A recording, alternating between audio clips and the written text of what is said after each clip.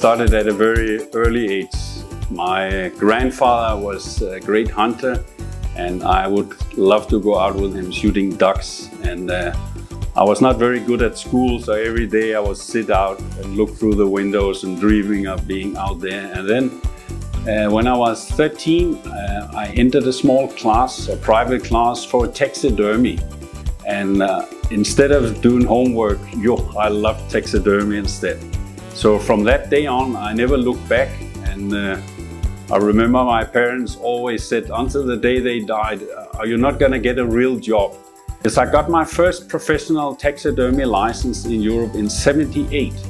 And fortunately, I met a beautiful girl that was also a hunter. She's now my wife, Lena. And we've been partnering in this adventure for all that time. Still hands-on, and so is my wife. I won't say it's our hobby, but it's definitely a way of life. And we still love what we do.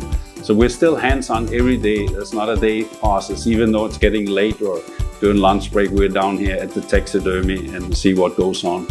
And my wife still takes care of all the manicure on the... Yeah, we still import quite a lot of trophies from our clients from Europe. So yeah, this is a very, very good area of the farm.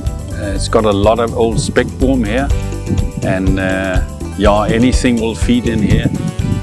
Even the buffaloes will come in here when the drought is, and the kudus, they eat a lot of it. And it's just a very, very good part of the farm.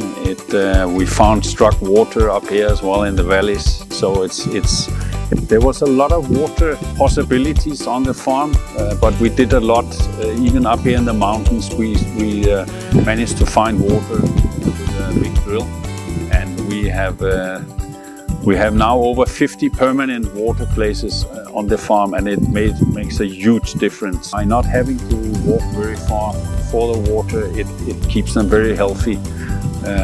In my opinion, if you have very little water, the animals will really struggle, and they will overgraze the areas where the water is. Here, the animals are very well distributed on the whole farm area. Yes, the species that we have on the farm is very diverse. We have from the ultimate mountain dweller, the klipspringer, to fall redbuck, mountain reedbuck, all the way down to bushbuck. We've got a very nice savanna area where we can have all the grass eaters, lots of springbuck. When we came here, there was 21 springbuck on the one side, 8 on the other side of the farm, and now we have a surplus of 600-700 springbuck. We don't have to do a lot of travel. We can hunt the species here almost on foot from the lodge, and that's a great advantage for us.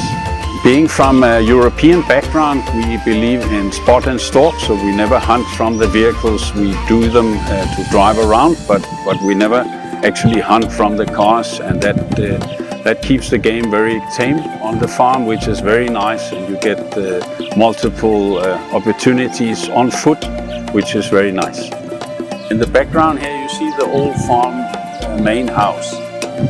It was quite neglected when we came, but immediately we saw that it had very good potential. It's a beautiful old historic building, and most of our staff actually stay here now. It's so well built, even though it was built 150 years ago. And yeah, it's got a very nice feel to it. So most of the people we employ here have multiple functions. And that is also very nice in an environment where you actually can see from the skinning to the hunting to the end product that leaves the taxidermy in